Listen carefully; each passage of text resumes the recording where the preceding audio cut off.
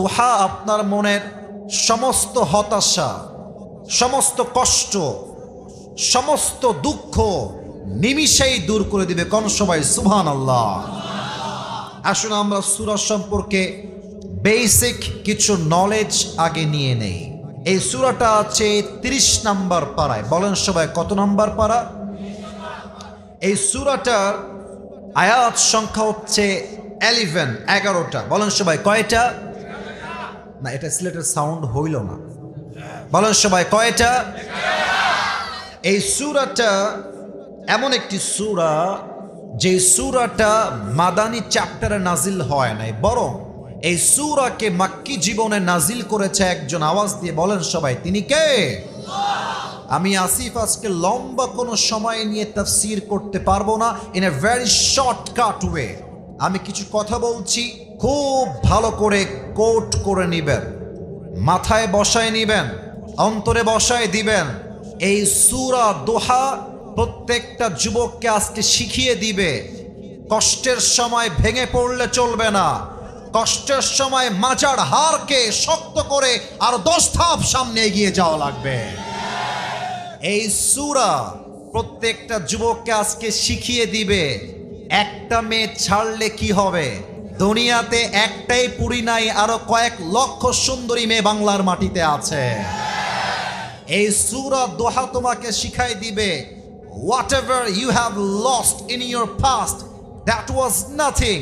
Allah will give you something that will definitely make yourself happy. যা হারিয়েছো ওইটা perfect ছিল না, আরে যে চলে গেছে সে তো আমার হওয়ার যোগ্যতাই তার ছিল না। আর যেইটা আমার নেক্সট আমার কপালে আছে ওইটা আমার জন্য better, perfect and best option. ঠিক কিনা বলেন? This is the lesson of সূরাতুদ দোহা। আসুন আমরা সূরা দোহাকে মোট 3টা ভাগ করব। Look at my 3 fingers. 3টা আঙ্গুল দেখবেন আর জবান দিয়ে উত্তর দিবেন সিলেটের ভাইয়ারা। সূরা দোহাকে আমরা কয়টা ভাগে তাফসীর করব?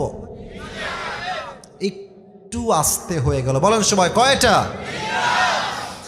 আসুন এই সূরার আয়াত সংখ্যা আমরা আরেকবার শুনে নেই। আয়াত সংখ্যা হচ্ছে মোট 11টা। বলেন সবাই কয়টা? যে কোনো সূরার তাফসীর করতে গেলে first you have to know about the background, when Allah subhanahu wa ta'ala has revealed this surah and why Allah subhanahu wa ta'ala has revealed this surah. এই সূরা কখন নাজিল হয়েছে, কোন প্রেক্ষাপটে নাজিল হয়েছে এবং কেন নাজিল হয়েছে, এটা না জানলে সূরার সেন্ট্রিক্যাল যে ম্যাটারটা আছে, সেন্ট্রাল থিম যেটা আছে, সাবজেক্ট ম্যাটার যেটা, মূল আলোচ্য বিষয় যেটা, এটা আপনার বুঝে আসবে না। ঠিক কিনা বলেন?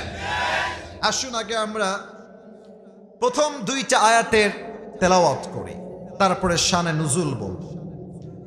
আল্লাহ রাব্বুল আলামিন বলছেন ওয়াদ-দুহা ওয়াল-লাইলি ইযা সাজা।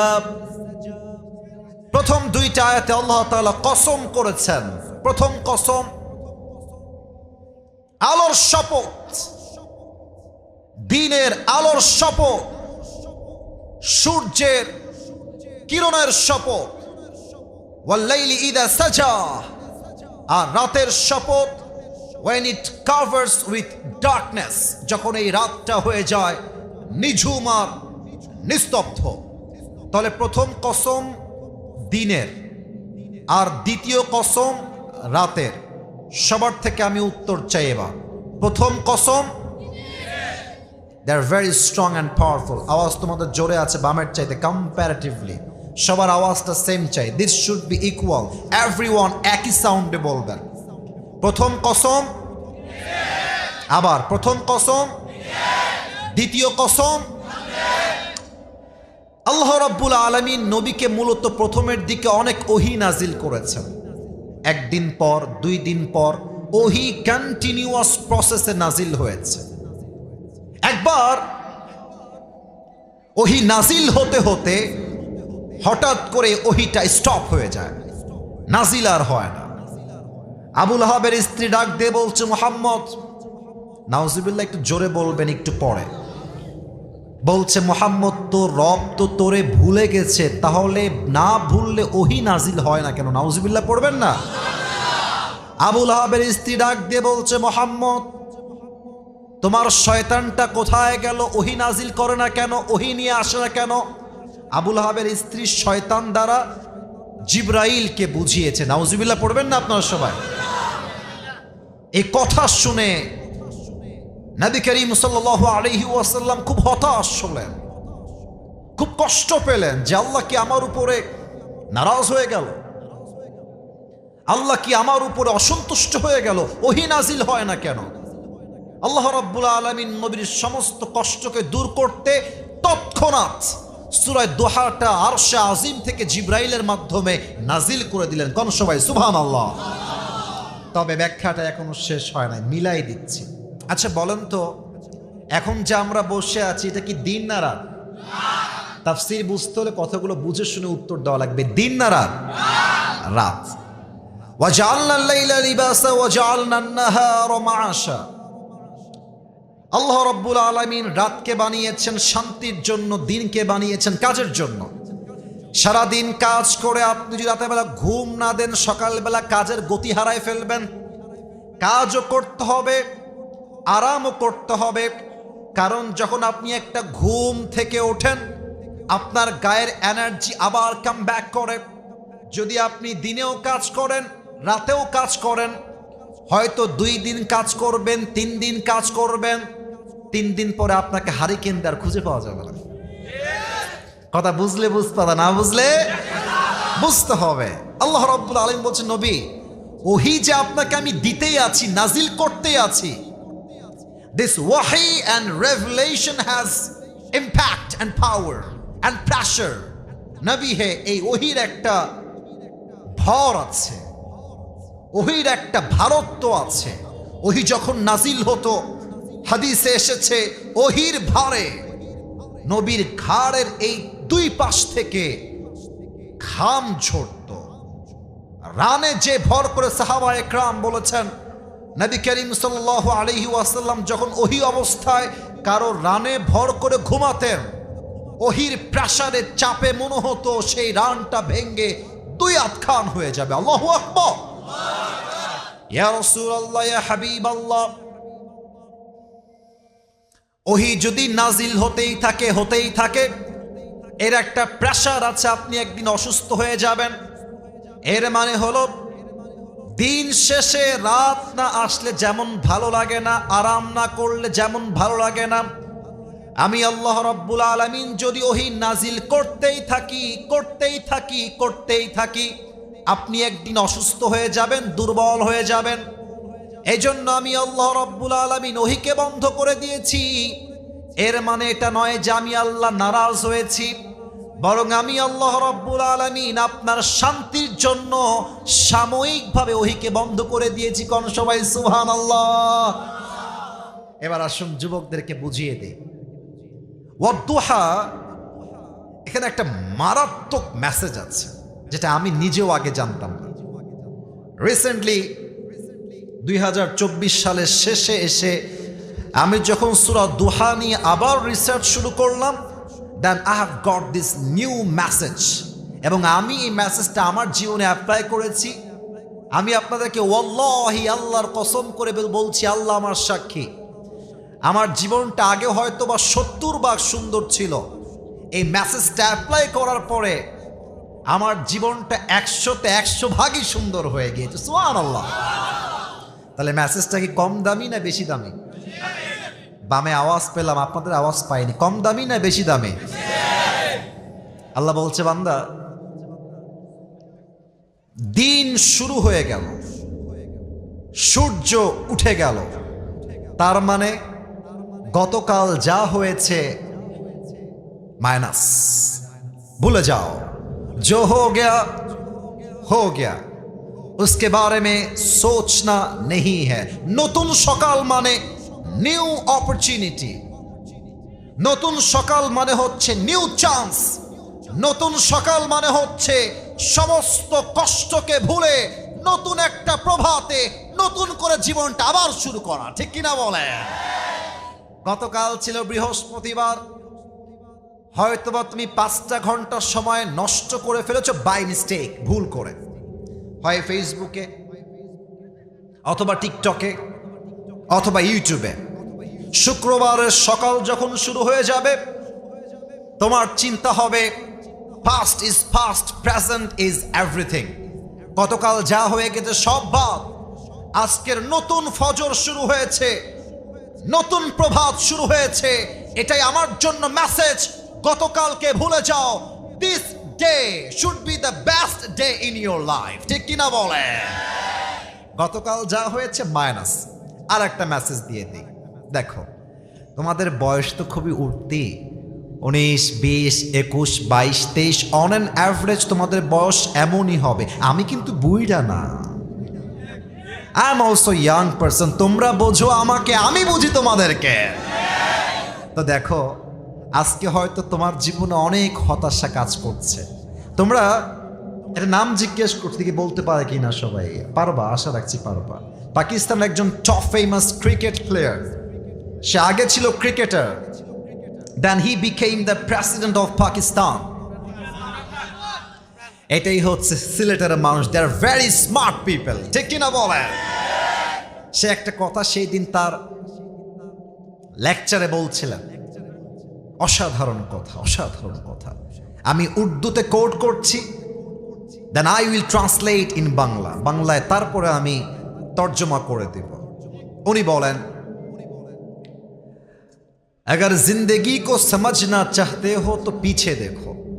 आई रिपीट अगेन, अगर जिंदगी को समझना चाहते हो तो पीछे देखो, और अगर जिंदगी को जीना चाहते हो तो पीछे नहीं आगे देखो।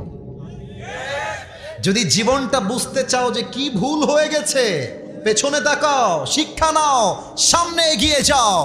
আর যদি জীবনটাকে এনজয় করতে চাও, অতীতকে ভুলে যাও, সামনের ভবিষ্যৎ তুমি সামনে এগিয়ে যাও। এই জন্য তোমাদেরকে এখানে একটা মেসেজ দিয়ে ফেলি। তোমরা অনেকে ছ্যাঁকা খেয়ে বেকা হয়ে আছো, আমি এটা বুঝি, এটা আমি জানি। শোনো, মাথায় রাখবা, মেয়েদেরকে যত বেশি টাইম দিবা, ওরা তত বেশি আকাশে উড়বে ভাবের ঠেলায়। তুমি চোখ নামানো বন্ধ করে দাও, তুমি চোখ দেওয়া বন্ধ করে দাও, দেখবা মেয়েরা বলবে এর বাড়ি কোথায় রে, তাকায় না কেন, এটা তো ব্র্যান্ড ছেলে, একেই তো আমার দরকার জামাই হিসেবে। এরা ছেলে পেলে আজকাল এত সস্তা হয়ে গেছে, মেসেঞ্জারে আসসালামু আলাইকুম আপু, আপনার নাম্বারটা একটু পাওয়া যাবে, একটা অডিও কল দেওয়া যাবে। ছ্যাঁচড়ামি করে, ছ্যাঁচড়ামি করে। মনে রাখবেন, মেয়েরা ছ্যাঁচড়া যুবককে নয়, স্মার্ট যুবককে তারা সবচেয়ে বেশি পছন্দ করে। অতএব আপনার চিন্তা হবে, গতকাল হয়তো আমাকে অনেকে ইগনোর করেছে, হয়তো আমি যাকে পছন্দ করতাম সে আমাকে বাদ দিয়ে আরেক জায়গায় বিয়ে করেছে। আমি আজকে যদিও বাপ্পারাজ হয়ে আছি, তবে আগামীকাল দিন আসবে, এমন একটা দিন যেই দিন আমার ক্যারিয়ার এমনভাবে আমি প্রতিষ্ঠিত করব, যেই মেয়ে আজকে আমাকে ছেড়ে গেছে, এরকম কয়েক লাখ মেয়ে আমার পেছনে বিয়ের জন্য লাইন ধরে দাঁড়িয়ে যাবে। ওয়াদ্দুহা, দিনের শপথ মানেই হলো নতুন একটা প্রভাত, নতুন একটা সূর্য। অতএব আজ থেকে অতীতের চিন্তা বাদ দিয়ে দেন। অতীত শুধুমাত্র শিক্ষার জন্য, আগামীর ভবিষ্যৎ আমরা সবাই সুন্দর করতে চাই কি চাই না? আল্লাহ রাব্বুল আলামিন সবাইকে তার ভবিষ্যৎকে সুন্দর করার তৌফিক দান করো, পড়েন সবাই আমিন। এবার আসুন, 3টা ভাগ যে বলেছিলাম, এবার 3টা ভাগ শুরু করছি। আমার দিকে তাকান সবাই, বলেন তো সবাই এবার কয় ভাগে কথা হবে? মাশাআল্লাহ, ইউ আর ভেরি অ্যাক্টিভ, মাশাআল্লাহ। আপনারা বলেন সবাই কয় ভাগ? 3 ভাগ। আয়াত বলেছিলাম মোট কয়টা? এই যে মাশাআল্লাহ 11টা। বলেন সবাই কয়টা? 2টা আয়াত অলরেডি শেষ, 2টা ছিল কসমের আয়াত। এবার আছে মোট 3টা আয়াত, অর্থাৎ 9টা আয়াত, 3 ভাগ আমরা করব। প্রথম ভাগ, যে 3টা আয়াত আল্লাহ তাআলা বলেছেন, এই 3টা আয়াত হচ্ছে এমন 3টা আয়াত, it negates the feelings of being worthless in the eyes of Allah subhanahu wa ta'ala. মাঝে মাঝে যে মনে হয় আল্লাহ মনে হয় আমারে ভালোবাসে না, আল্লাহ মনে হয় আমাকে 2 চোখের বিষ ভাবে, এই 3টা আয়াতের তর্জমা পড়লে আপনার হৃদয়ে আল্লাহ যে আপনাকে ভালোবাসে, আপনার আল্লাহর যে আপনার হাত ছাড়া নাই, আল্লাহ যে আপনার কলিজার থেকে বেশি ভালোবাসে, এই চিন্তা আপনার মাথায় ঢুকাই দিবে একজন, তিনি কে? একটা ভাগ। দুই নাম্বার ভাগে এমন তিনটা আয়াত আল্লাহ তাআলা বলেছেন, এই তিনটা আয়াত হচ্ছে এমন তিনটা আয়াত, it negates the feelings of being worthless in the eyes of society. মাঝে মাঝে মনে হয় আমি পরীক্ষা দিলেই ফেল হয়ে যাই, আমি বিয়ের প্রস্তাব হলেই দিলেই রিজেক্ট হয়ে যায়, আমি চাকরি করতে গেলেই চাকরি হারায় যায়, ব্যবসা শুরু করলেই ব্যবসায় লস হয়ে যায়, আমি রাস্তায় চলতে গেলে উল্টে পড়ে যাই। আহা, আমি মনে হয় জীবনে কখনো সফল হতে পারবো না, আমি মনে হয় জীবনে যা চাই তা কখনো পাবো না। এই তিনটা আয়াতে আপনার সমস্ত হতাশা দূর করে দিবে একজন, তিনি কে? আর বাকি হলো মোট তিনটা আয়াত সর্বশেষ। এক হচ্ছে 9, 2 হচ্ছে 10, লাস্ট হচ্ছে 11। এই তিনটা আয়াত এমন তিনটা আয়াত, এই তিনটা আয়াত এমন কিছু আমল শিখিয়েছে, ওই আমলগুলো বান্দা যদি দুনিয়ার জমিনে করতে পারে, আমলগুলো দুনিয়ায় শুধু থাকবে না, এই আমলগুলো তাকে জান্নাত পর্যন্ত পৌঁছায় দিবে। কোন সবাই সুবহানাল্লাহ? শুনতে চাই, শুনতে চাই, জানতে চাই, চাই চাই চাই চাই চাই। আল্লাহ সবাইকে দোয়া করে যাওয়ার তৌফিক দান করুক। পড়েন সবাই আমিন।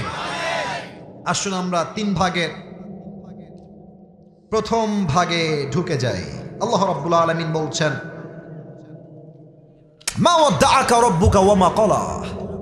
এই আয়াতটা যে এত অসাধারণ আয়াত, একটা আয়াত আপনার জীবনের 80 ভাগ কষ্ট দূর করে দেবে। আল্লাহ বলছে, বান্দা, মা ওয়াদ্দাআকা রাব্বুকা ওয়া মা ক্বালা।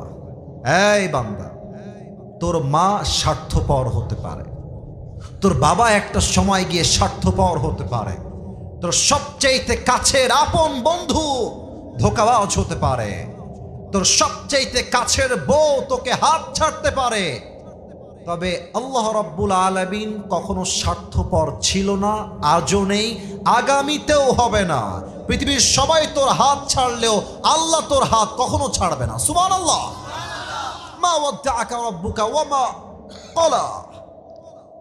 আমার কাছে এটা আমি এর আগে একবার বলেছিলাম কোনো একটা মাহফিলে, আমি যখন ওয়াজ মাহফিল লাইনে প্রথম এসেছিলাম, এটা maybe it has been on an average 3 years, 3 বছর আগের কথা। তো আমার পিএস তো অনেক পরে আসছে, আমার ক্যারিয়ারে অনেক পরে আমার পিএস বা সহকারী হেল্পিং হ্যান্ড যাই বলেন। প্রথমে তো কল আমি নিজেই রিসিভ করতাম, নিজেই কথা বলতাম। তা আমি যখন প্রথম অনলাইনে আমার চেহারা আসা শুরু করলো, মানুষ আমার ওয়াজ দেখতে শুরু করলো, তো কিছু মিডিয়ার ভাইয়ারা আমার নাম্বারটা ফেসবুকে দিতেন, ইউটিউবে তারা দিতেন। তো মাঝে মাঝে অনেক প্রোগ্রামের কল আসতো, ভিন্ন ভিন্ন কলও আসতো। একদিন আমি আসরের নামাজের পরে হয়তোবা বাসায় বসে আছি, সাডেনলি আমার ফোনে একটা কল আসলো। আমি ভাবলাম কে হবে, আমি রিসিভ করি, কথা বলি। প্রথমে কল ধরে সালাম দিলাম, দেখলাম একজন মেয়ে বা একজন মা কল দিয়েছে। তো আমি কলটা রিসিভ করে সালাম দিলাম, কথা বললাম। কথা বলতে বলতেই হঠাৎ করে দেখছি আমার আম্মা জান বা খালাম্মা যাই বলেন, চিৎকার দিয়ে কান্না শুরু করেছে, হাউমা করে কান্না করছে। আমি তো নতুন মানুষ, ভয় পেয়ে গেছি যে কিরে, একজন মহিলা মানুষ কল করে আমার কাছে কেন কান্না করছে। আমি বললাম, আম্মা জান স্টপ, থামেন, কি হয়েছে, কাঁদছেন কেন, আমাকে বলেন। তো উনি যা বললেন এটা খুবই মর্মান্তিক ছিল। উনি বললেন যে আমি আপনাকে আসলে আইসিইউ রুম থেকে কল দিয়েছি, যদিও এখানে ফোন অ্যালাউ না, বা মানুষের জীবনের শেষ মুহূর্ত এইটা। আমার আসলে ক্যান্সার রোগ ধরা পড়েছে, ডাক্তার আমাকে বলেছে যে আপনি অন অ্যাভারেজ 7 দিন হয়তো বাঁচবেন, তার বেশি আপনি বাঁচবেন না। তো হুজুর, আমি তো আপনার ওয়াজ শুনছিলাম, আপনার নাম্বারটা পেলাম, আমি আসলে বড্ড হতাশ হয়ে পড়েছি, মনে হচ্ছে দুনিয়াতে আমাকে কেউ ভালোবাসে না, কেউ আমার আশেপাশে নেই, আমি কি করতে পারি আপনি আমাকে বলেন। আমার তখন এই আয়াতটা স্মরণ হলো, মা ওয়াদ্দাআকা রাব্বুকা ওয়া মা ক্বালা। আমি বললাম আম্মাজান দুইটা কথা মাথায় রাখবেন। এক, হায়াতের মালিক ডাক্তার নয়, মওতের মালিক ডাক্তার নয়। হায়াত এবং মওতের মালিক একজন। আওয়াজ দিয়ে বলেন সবাই, তিনি কে? মাশাআল্লাহ। আবার বলেন সবাই, তিনি কে? আর আম্মাজান মাথায় রাখবেন, মা ওয়াদ্দাআকা রাব্বুকা ওয়া মা ক্বালা। আমি জানি আজকে আপনার ক্যান্সার হওয়ার জন্য সন্তান, বাবা, মা, স্বামী হয়তোবা স্বার্থপর হয়ে গিয়েছে, আপনার পাশে হয়তোবা কেউ নেই। তবে মাথায় রাখবেন, বান্দার হাত যখন দুনিয়ার সবাই ছেড়ে দেয়, ওই বান্দার হাতটা আল্লাহ নিজে শক্ত করে ধরে নেয়। সুবহানাল্লাহ। Never lose hope. হতাশ হবেন না আম্মাজান, আল্লাহর উপরে ভরসা রাখেন। কথা বলে ফোন কেটে দিলাম। After 3 months or maybe 4 months, 3 বা 4 মাস পরের কথা, আমার ফোনে আরেকটা কল আসলো। রিসিভ করলাম। একজন মেয়ে বা মা কল দিয়েছে। কে বলছেন? কই থেকে বলছেন? বলছে, বাবা তুমি কি আমাকে চিনতে পেরেছো? বললো, আম্মাজান না, আমি তো আপনাকে চিনতে পারি নাই। কে বলছেন? একটু পরিচয় দিলে খুব ভালো হতো। তো উনি বললেন, ওই যে তোমাকে একজন মা কল দিয়ে বলেছিল যে আমি ক্যান্সারের রোগী, মারা যাব 7 দিন পরে, মনে পড়ে? হ্যাঁ। বললাম, হ্যাঁ হ্যাঁ মনে পড়ে। আপনি কি সে বলছেন? বলছেন, বাবা আমি তোমার সেই মাই বলছি। আমার মৃত্যু তো অনেক দূরের কথা, আমার ক্যান্সার রোগটাই এখন আর নাই। আল্লাহু আকবার। ক্যান্সার রোগটাই নেই। এর মানে কি জানেন? হাদিসে আসছে, আল্লাহ বলছে, আমি আমার বান্দার ধারণা যেমন, আমি আল্লাহ তার প্রতি তেমন। বান্দার ধারণা যদি হয় যে আল্লাহ আমাকে উদ্ধার করবে, আল্লাহ একদিন ব্যবসায় বরকত দিবে, আল্লাহ একদিন আমাকে অনেক টাকার হালালভাবে মালিক বানাবেন, আল্লাহ একদিন আমাকে নেককার দিনদার স্ত্রী দিবেন, বান্দার ভরসা যেমন হবে, বান্দার ঈমান যেমন হবে, আল্লাহ বলছে বান্দা তোর চিন্তা আমাকে নিয়ে যেমন, আমি আল্লাহ তোর কাছে ঠিক তেমনই থাকবো। সুবহানাল্লাহ পড়েন। এজন্য আমি একটা মোটিভেশনাল কথা বলতে চাই এই মুহূর্তে, যেটা আমি হাদিস থেকে লিখে রেখেছি। কলিজার থেকে প্রত্যেকটা কথাগুলো শ্রবণ করার চেষ্টা করবেন। আচ্ছা, আমরা মাঝে মাঝে ধোঁকাবাজির শিকার হই না? এটা স্লেটের আওয়াজ হয় না? হয় না? মাঝে মাঝে আমাদেরকে আপন মানুষ কষ্ট দেয় না? মাঝে মাঝে অনেক বন্ধু আমাদেরকে ধোঁকা দেয় কি দেয় না? শোনেন আমার কথাগুলো। যদি আপনি কখনো আপনার রক্তের মানুষ দ্বারা প্রতারিত হন, স্মরণ করবেন সাইয়েদানা ইউসুফ আলাইহিস সালামের কথা, যিনি তার আপন ভাই দ্বারা কুয়াতে বিপদগ্রস্ত হয়েছিলেন। যদি আপনি দেখেন আপনার বাবা, মা, ভাই, বোন সবাই আপনার বিরুদ্ধে চলে গেছে, স্বয়ং আপনার বাপ আপনার বিরুদ্ধে অবস্থান নিয়েছে, স্মরণ করবেন সাইয়েদানা ইব্রাহিম আলাইহিস সালামের কথা, যিনি তার বাবার দ্বারাই আগুনের ভিতরে নিক্ষিপ্ত হয়েছিলেন। যদি আপনি আপনার জীবনে দেখেন চতুর্পাশে বিপদ আর বিপদ, দেওয়ালে আপনার পিঠ একদম ঠেকেই গিয়েছে, হতাশ হবেন না।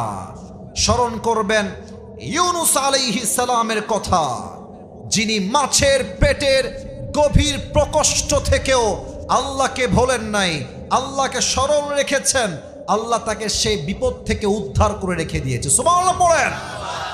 যদি আপনি দেখেন আপনার আশেপাশের সবাই আপনাকে নিয়ে মিথ্যা ব্লেম করছে, মিথ্যা অপপ্রচার করছে, আপনার কাছের বন্ধু আপনাকে ভুল ভাবছে, আপনার বউ আপনাকে মিথ্যা অপবাদ দিচ্ছে, ভয় পাবেন না, হতাশ হবেন না। স্মরণ করবেন আম্মা জান আয়েশা রাদিয়াল্লাহু তাআলা আনহার কথা। এমন একজন নারীর উপরে জেনার অপবাদ এসেছিল, তিনি তার ভরসা আল্লাহর উপরে রাখার জন্য আল্লাহ রাব্বুল আলামিন তার চরিত্রের পবিত্রতার কথা কোরআনেই নাজিল করে দিয়েছে। কোন সবাই সুবহানাল্লাহ। যদি আপনি আপনার জীবনে মারাত্মকভাবে অসুস্থ হয়ে যান, মাথায় ব্যথা, ক্যান্সার, ব্রেন টিউমার, এত অসুস্থ, বেড থেকে উঠবেন এই শক্তিটাও আপনার দেহে অবশিষ্ট বাকি নেই। ভয় পাবেন না।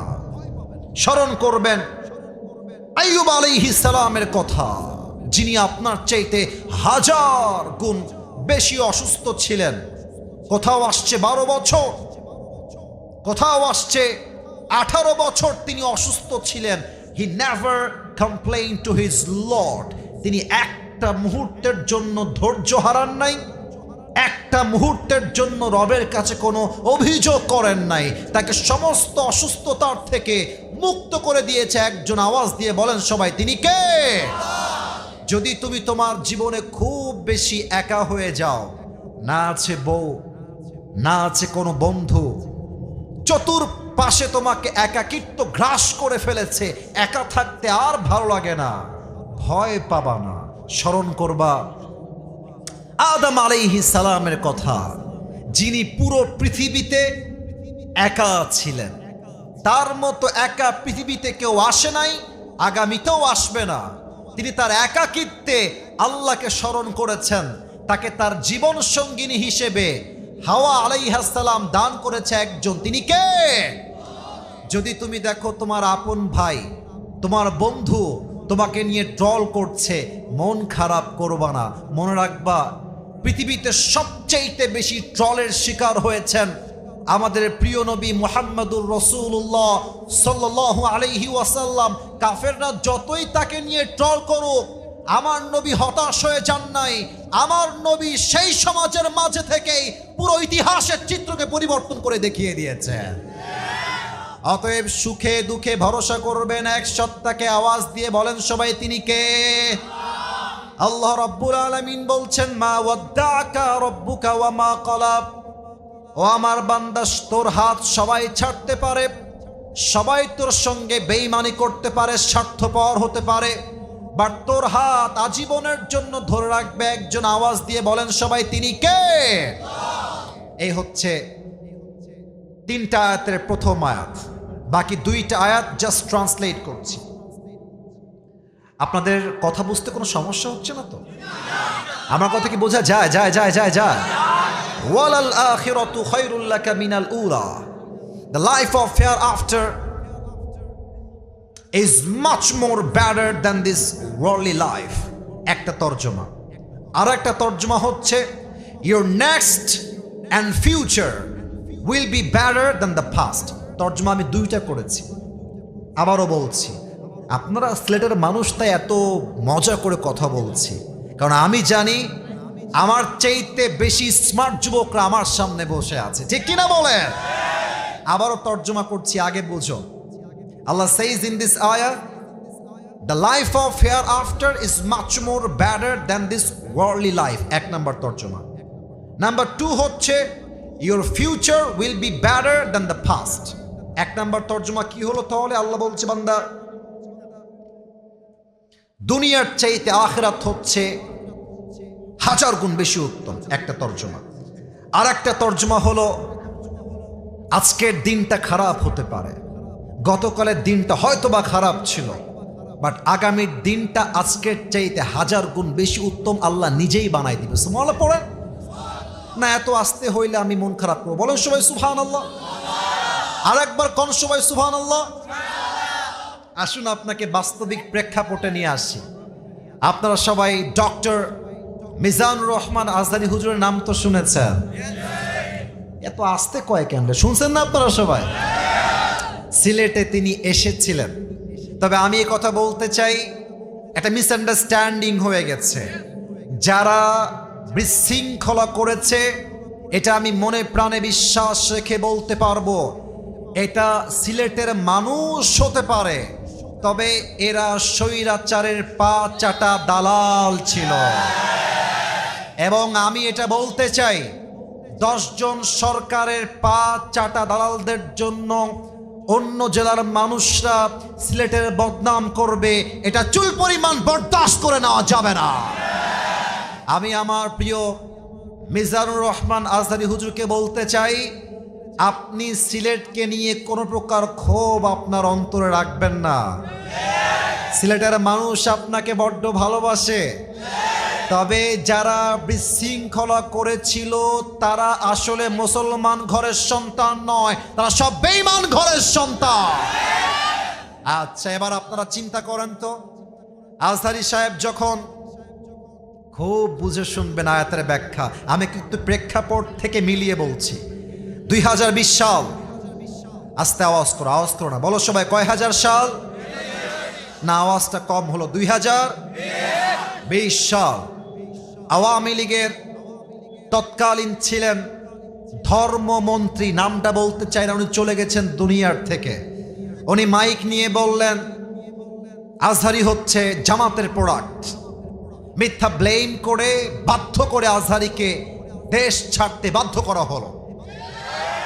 আজহারী সাহেব মাতৃভূমির থেকে চলে গেলেন। It has been maybe 4 years or now it has been 5 years back। 5 বছর আগের কথা বলতে 2020 সালের কথা, জানুয়ারি মাস চলছিল তখন, আমার স্পষ্ট ভালোভাবে মনে আছে।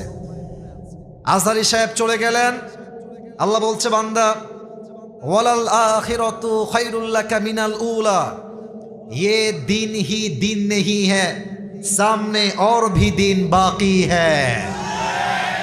এই মিজানুর রহমান আজহারী, আল্লাহ এই আয়াত দিয়ে বোঝাচ্ছে কি দেখেন, হতে পারে আজকে তোকে বাতিলের দোসর, বাতিল পক্ষরা তোর নয় মিথ্যা ষড়যন্ত্র করে দেশ ছাড়তে বাধ্য করেছে, তবে এমন একটা দিন আসবে তুই আজহারী এই বাংলার মাটিতে বিজয়ের বেশে, রাজার বেশে, সিংহের বেশে প্রবেশ করবি, আর যারা তোকে তাড়াতে বাধ্য করেছিল তারা সব মামুর বাড়ি দিল্লিতে পালিয়ে যাবে।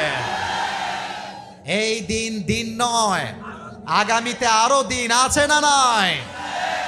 আমার মনে পড়ে গেল আল্লামা দেলোয়ার হোসেন সাইদি হুজুরের কথা। উনি কোনো কাপুরুষের সন্তান নয়, উনি বীর পুরুষের বাচ্চা একজন। 12টা বছর জেলখানায় কাটিয়েছেন, জুলুমের শিকার হয়েছেন। একটা সেকেন্ডের জন্য বাতিলের সামনে তার মাথাকে নত করতে প্রস্তুত হয় নাই।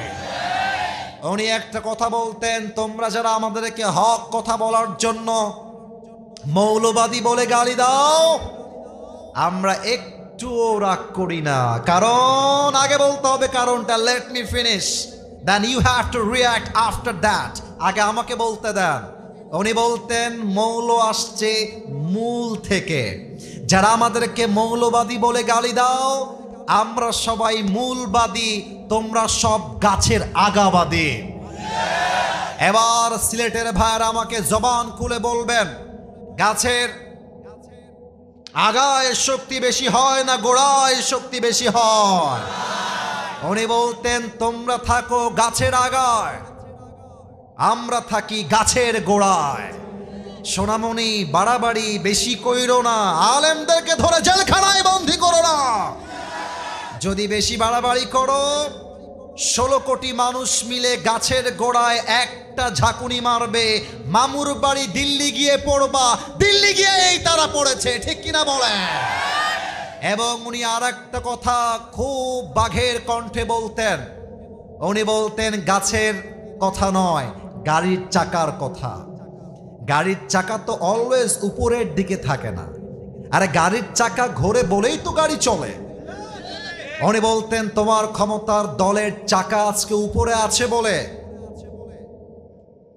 যা ধরছো আলেমদেরকে, জেলখানায় বন্দী করছো, হত্যা করছো, জুলুম করছো, মামলা করছো, মনে রেখো এটাই সময়, আসল সময় নয়।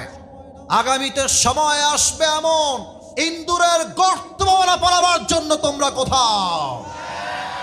এবার বলুন, কথা কি অবাস্তব হয়েছে না বাস্তব হয়েছে? অবাস্তব না বাস্তব? অতএব যারা এখন লাইভে এসে বক্তব্য দিয়ে ভাবছেন আবার ক্ষমতার চেয়ার দখল করবেন, আমরা বলবো এটা কোনো মামুর বাড়ির আবদার না। আমি তো বিশ্বাস করি আমার কলিজার থেকে, যদি আগামীতে কোনো স্বৈরাচার আমার দেশের চেয়ারকে দখল করতে চায়, ওই স্বৈরাচারকে পতন ঘটাবার জন্য এই সিলেটের জমিন থেকে একজন শহীদ আবু সাইদ নয়, 2 জন নয়, হাজার হাজার শহীদ আবু সাইদ মাথায় কাফনের কাপড় বেঁধে বুকের তাজা রক্ত দিয়ে শহীদ হওয়ার জন্য, জীবন দেওয়ার জন্য রাস্তায় নামতে বাধ্য হবে। দুই হাত তুলে বলো সবাই ঠিক কিনা?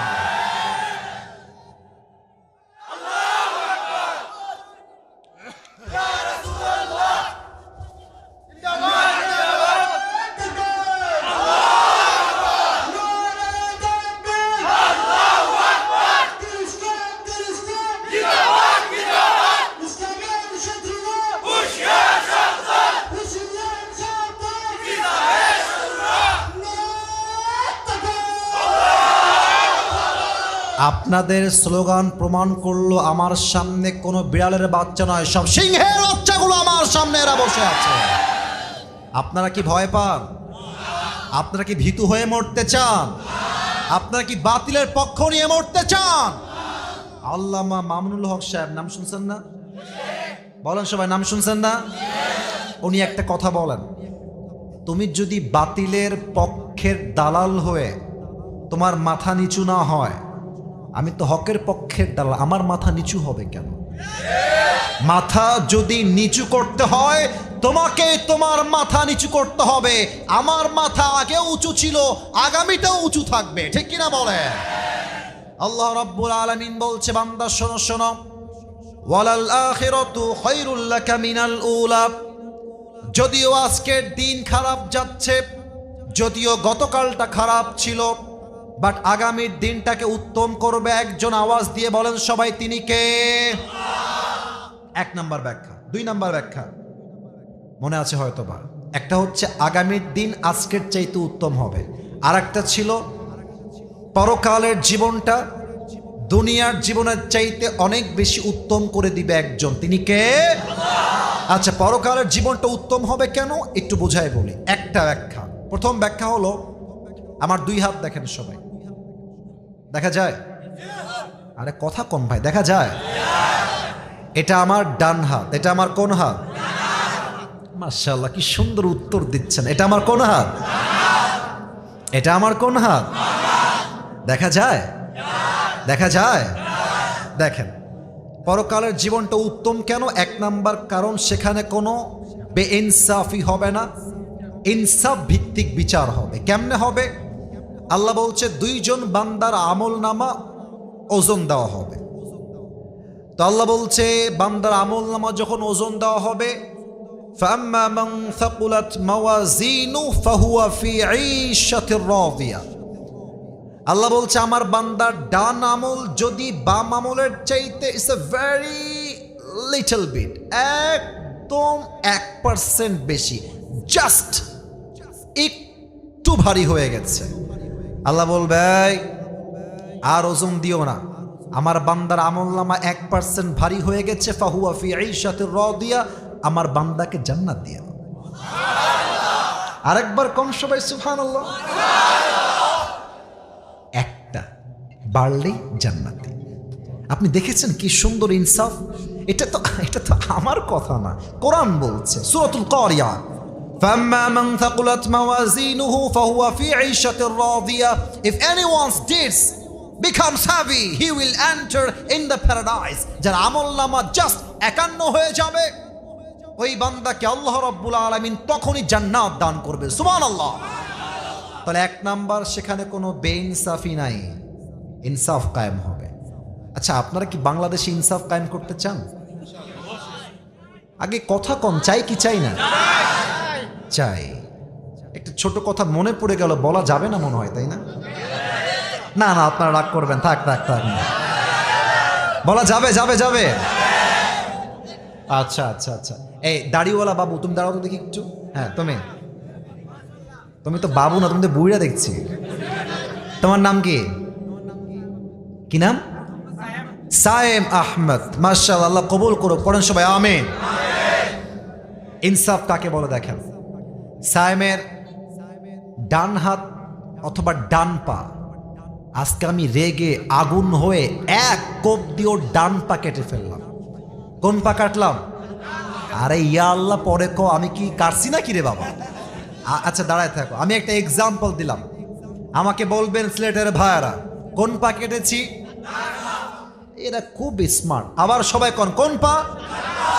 ডান পা। এখন ওই যে কয়েকটা যুবক খুবই ডেঞ্জারাস, এগুলো হ্যাবি চিল্লাচ্ছে তখন থেকে নিয়ে। ওরা বললো আসিফ হুজুর ধর ধর ধর ধর ধর। আপনারা সবাই মিলে আমাকে ধরলেন কেন? আমি ওর ডান পা কেটে ফেলেছি। এখন মুরব্বীরা বলছে যাই হোক তোমরা আইন হাতে তুলে নিও না, আসিফ হুজুরকে জেলখানায় ভরে দাও। ঠিক কিসের থামো। আচ্ছা, তারপরে আমাকে আপনারা জেলখানায় দিয়ে দিলেন আর আমার নামে মামলা দিলেন যে আমি সায়েম আহমদের কোন পা কেটে ফেলেছি। ওয়াও মাশাআল্লাহ, কোন পা? ডান পা। এখন 3 দিন পরে কোর্টে আমার নামে মামলার শুনানি হবে, বিচার হবে। জজ সাহেব এসেছেন, আমি দাঁড়িয়েছি বিচারের কাঠগড়ায়। এখন জজ সাহেব এসে বলছেন অর্ডার অর্ডার অর্ডার। আসিফ হুজুরের অন্যায় কি আপনারা সবাই আমাকে বলুন। ওখান থেকে একটা যুবক বলছে আসিফ হুজুর লোক সুবিধার না, ওয়াজ করতে এসে একটা যুবক নাম হচ্ছে সায়েম আহমদ এক কোপ দিয়ে ওর ডান পা কেটে ফেলেছে। জজ সাহেব বলছে হুজুর আসছেন ওয়াজ করতে, পা কাটলেন কেন? না, লোকটা আপনি আসলে সুবিধার না। এবার আবার ঠিক বলে। এবার জজ সাহেব বলছে ঠিক আছে, আসিফ হুজুর যেহেতু সায়েম আহমদের পা কেটে ফেলেছে, আসিফ হুজুরের বিচার হবে বাংলাদেশের ল অনুযায়ী, বাংলাদেশের বিচার ব্যবস্থা অনুযায়ী, তথাকথিত ল কোরআন অনুযায়ী ল এখনো বাংলাদেশে পাশ হতে পারে নাই। ঠিক কিনা বলে? আমার নামে বিচার হলো আসিফ হুজুরের পা কাটার জন্য 3 বছরের জেল হবে আর 1 লাখ টাকা জরিমানা। আমাকে বলবেন 3 বছরের জেল আর কয় লাখ টাকা জরিমানা? এবার বিচার ব্যবস্থাটা ঠিকঠাক হলো কিনা, ইনসাফ কায়েম হলো কিনা বোঝার জন্য একটা দাড়ি পাল্লা নিয়ে আসেন। কি পাল্লা? আরে জোরে কোন সবাই, কি পাল্লা? আপনি যে বাজার থেকে মরিচ কিনলেন, মরিচটা 5 কেজি আছে কিনা বোঝার জন্য কি লাগে সিলেটের ভাইরা? দাড়ি পাল্লা নিয়ে আসেন, দাড়ি পাল্লা। এবার সিয়াম আহমদের ডান পা দেন দাড়ি পাল্লার ডান দিকে, আর আমাকে যা আপনি বিচার করে 3 বছরের জেল দিয়েছেন আর 1 লাখ টাকা জরিমানা দিয়েছেন, ওটাকে বাম পাল্লায় রাখেন। এবার 2টা ধরে টান দেন, যতই টানেন কিয়ামত পর্যন্ত টানলেও কি 2টা সমান সমান হবে? বুঝে উত্তর দেন, সমান সমান হবে হবে হবে। আচ্ছা, আপনি এক কাজ করেন, আপনি 1 লাখ না 5 লাখ করেন আর জেল দেন 5 বছরের, 5 বছরের জেল আর 5 লাখ টাকা জরিমানা বাম পাল্লায় রাখেন। আর সিয়াম আহমদের ডান পা আপনি দাড়ি পাল্লার ডান দিকে রাখেন, আবার টান দেন, সমান সমান হবে? আরে কথা কন না, হবে হবে না। সমান সমান করতে চাইলে আল্লাহর জমিনে আল্লাহর কোরআন দিয়ে আগে সংবিধানের আইন পাশ করতে হবে। আইন কি হবে? কানের বদলে কান, নাকের বদলে নাক, চোখের বদলে চোখ, হাতের বদলে হাত, পায়ের বদলে পা, জানের বদলে জান তোমাকে ছিনিয়ে নিয়ে আসতে হবে। এবার আপনি আল্লাহর আইন অনুযায়ী সিয়াম আহমদের ডান পা রাখেন দাড়ি পাল্লার ডান দিকে, আপনি আমার পা 1 কোপ দিয়ে ডান পা কেটে ফেলেন এবং এই ডান পাটা দাড়ি পাল্লার বাম দিকে দেন। এবার সিয়াম আহমদের ডান পা দাড়ি পাল্লার ডান দিকে আর আসিফ হুজুরের ডান পা দাড়ি পাল্লার বাম দিকে, সমান করে টান দেন, দেখবেন 2টা সমান সমান হয়ে গেছে। ওমান হাকামা বিহি আদালা। আল্লাহর জমিনে ইনসাফ কায়েম করতে চাইলে কোরআন ছাড়া গতি থাকবে না। ঠিক কিনা বলে? তাহলে বলছিলাম পরকালের জীবনটা দুনিয়ার চাইতে উত্তম কেন? ইনসাফ ভিত্তিক বিচার হবে। 2 নাম্বার, এটা বলে আমার তাফসীর শেষ করতে, বিকজ অলরেডি 1 ঘন্টা হয়ে গেছে, 1 ঘন্টা আপ। সবাই 2 হাত তোলেন। না আমি বলি লেট মি টক। সবাই 2 হাত তোলেন, সবাই একটা কাশি দেন, সবাই একটা নারায়ে তাকবীর দিব, আওয়াজ দিবেন জোরে করে আল্লাহু আকবার। নারায়ে তাকবীর। আল কোরআনের আলো, আরেকবার আল কোরআনের আলো, আল হাদিসের আলো। একটা ওয়াদা করতে হবে আমার সাথে, হ্যাঁ? আমি হাত রাখেন, ওয়াদা করেন। বলেন সবাই হুজুর। আরে ইয়ার জোরসে বলো, বলেন সবাই হুজুর। আমরা সিলেটের সন্তান। আপনি এইদিকে খুব চালাকের কথা কয় না, বলেন সবাই আপনি। দোয়া শেষ না করা পর্যন্ত আমরা, আরো জোরে আমরা কেউ উঠে যাব না। দুই হাত দেখতে চাই, আমরা যাব না, বলেন সবাই ইনশাআল্লাহ। তাহলে আমি বলেছিলাম জান্নাত যাওয়ার জন্য হিন্দু থেকে মুসলমান হয়েছে, কি হয়েছে এখন কি করবে? হ্যাঁ, কালেমা পড়ে মুসলমান হবে। ও আমাদের একজন ভাই আজকের মাহফিলে কালেমা পড়ে ভালো ভাই মুসলমান হবে, পড়েন সবাই আলহামদুলিল্লাহ। আল্লাহ আমার প্রিয় ভাইকে কবুল করুক, পড়েন সবাই আমিন। তাহলে ঠিক আছে, ভাইকে রেডি রাখেন। জাস্ট 5 মিনিট পরে যখন ডাক দিব তখন কথা বলো না, আওয়াজ না, আওয়াজ না। 5 মিনিট পরে ডাক দিব, ভাইকে আমি কালেমা পড়ে পরিপূর্ণভাবে ভাইকে আমরা মুসলমান হিসেবে দেখবো। রাজি আছেন তো সবাই ইনশাআল্লাহ? হাত নামান। আমরা বলছিলাম জান্নাতে যাওয়ার জন্য আমল লাগবে 100-তে 51। তবে কিয়ামতের ময়দানে একজন বান্দা দাঁড়াবে যার আমল নামা হবে দুইটাই 50-50, 50-50। সিলেটের মানুষ বড্ড চালাক, বলেন তো যার আমল নামা দুইটাই 50-50 জান্নাতে যাওয়ার জন্য তার আমল লাগে আর মাত্র কয়টা? আবার কোন সবাই কয়টা? একটা। ওই যুবক ভাববে, কথা বলবেন না ভাই, কথা এই যে বামে কথা বললেন না, না এটা পরিবেশ না। আমি কিন্তু ওয়াদা দিয়ে আসছি 1 ঘন্টা, সবাই আপনারা জানেন কমিটির ভাইরা। আমি 1 ঘন্টার উপরে ওয়াজ করছি কেন? কারণ সব জায়গায় নিয়ম দিয়ে নয়, মাঝে মাঝে ভালোবাসা দিয়েও তো হিসাব করতে হয়। মেহেরবানি করে কোনো আওয়াজ করবেন না। তো একজন বান্দা তার আমল নামা হবে দুইটাই 50-50। তো সে ভাববে আমার তো কোনো টেনশন নাই, আর আমার বাপ তো কিয়ামতের ময়দানেই আছে। আমার আব্বাকে জাস্ট বলবো আব্বা তুমি আমাকে একটা আমল দাও, বলার সঙ্গে সঙ্গে আব্বা একটা আমল নামা দিবে, I will enter in the paradise, আমি জান্নাতি হয়ে যাব। যদিও বা এই হাদিসটা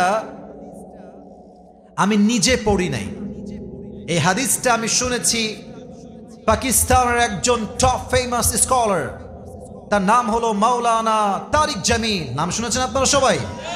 তারিক জামিল। তিনি বললেন, ওনার ভাষা হচ্ছে উর্দু ভাষা।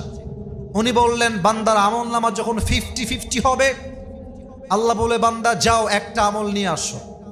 বাপের কাছে যাবে, আব্বা मुझे जन्नत में जाने के लिए बस एक আমল की जरूरत है আব্বা, একটা আমল হলেই তোমার ছেলে জান্নাতি হয়ে যাবে আব্বা, জাস্ট একটা আমল আমাকে দান করো। আব্বা বলবে কে তোমার আব্বা? কিসের বাবা? বের হও, আমার তো বউ ছিল না, বাপ হব কই থেকে, বের হয়ে যাও। একটা আমলের জন্য ছেলের পরিচয়কে সোজা অস্বীকার করে দেবে। যুবকটা মায়ের কাছে আসবে, আম্মা যান বাপ আমাকে চিনতে পারছে না, আপনি আমাকে না করবেন, আম্মা আমাকে একটা আমল দেন, একটা আমল দিলেই আমি জান্নাতি। মা বলবে আরে কে মা? কিসের মা? বের হও, मेरी तो दुनिया में शौहर ही नहीं थी, मेरी बेटा कहां से आएगा? আরে যার স্বামী নাই তার সন্তান আসবে কই থেকে, বের হও। মা বাবা বউ বাচ্চা কেউ তাকে চিনবে না।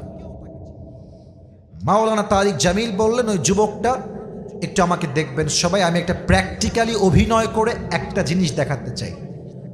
ওই যুবকটা ডান হাঁটু আর বাম হাঁটু বুক পর্যন্ত নিয়ে আসবে, আর এই 2 হাতটা কপালের কাছে দিয়ে মাথা নিচু করে চিৎকার দিয়ে কান্না করবে, একটা আমল আমাকে কেউ দিল না আজকে।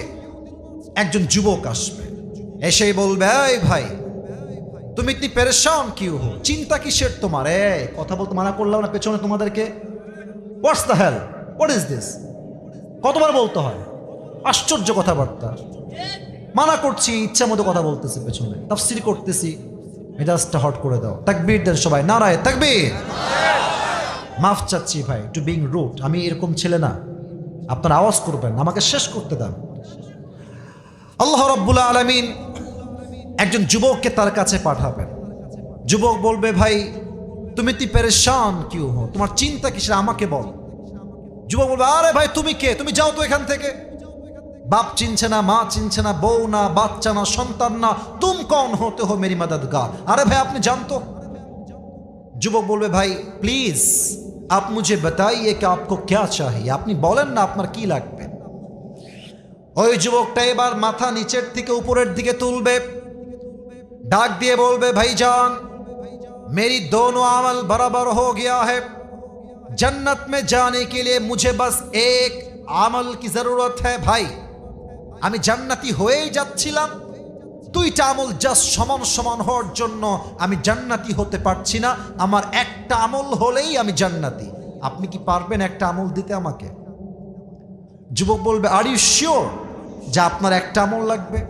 বলবে, ইয়েস মুঝে বাস এক আমল কি জরুরত है, আপনি দিবেন ভাই? যুবক বলবে, আচ্ছা ভাই ঠিক আছে, ওই একটা আমল আজকে আমি আপনাকে দান করবো। একটু জোরে পড়েন সুবহানাল্লাহ, আর একবার পড়েন সবাই সুবহানাল্লাহ। যুবকটা তো থান্ডার, অবাক হয়ে যায়, আরে বাপ দিচ্ছে না, মা দিচ্ছে না, আপনি কে ভাই? আপনি কি সত্যি আমাকে একটা আমল দিবেন আজকে? আরে ভাই নিবেন কিনা তাই কম, আরে ভাই দেন দেন দেন দেন।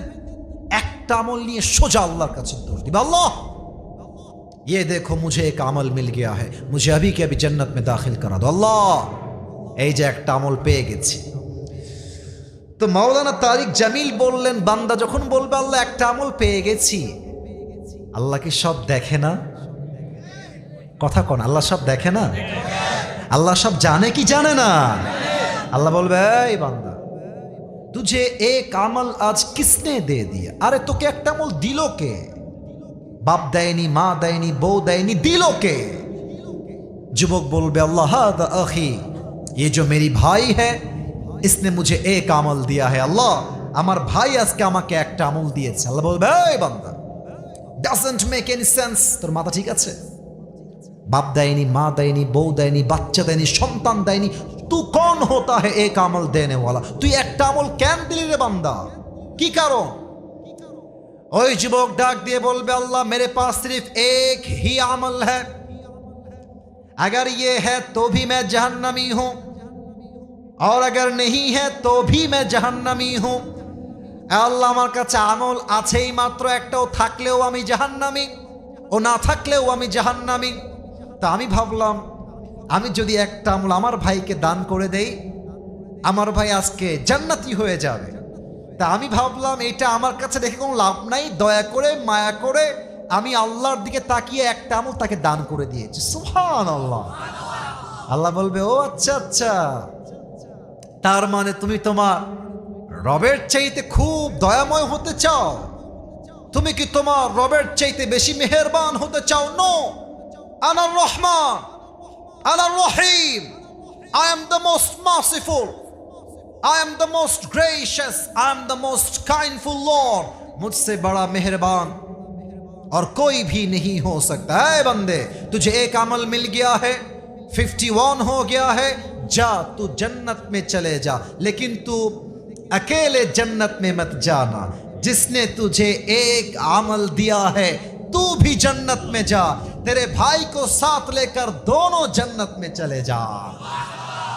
এই বান্দা তুই একা যাস না, তোর যেই ভাই তোকে আজকে একটা আমল দিয়ে সহযোগিতার হাত বাড়িয়েছে, তুইও জান্নাতে যা, তোর ভাইকে নিয়ে দুইজন একসঙ্গে জান্নাতে যা। সুবহানাল্লাহ। ওয়ালাল আখিরাতু খায়রুল লাকা মিনাল উলা।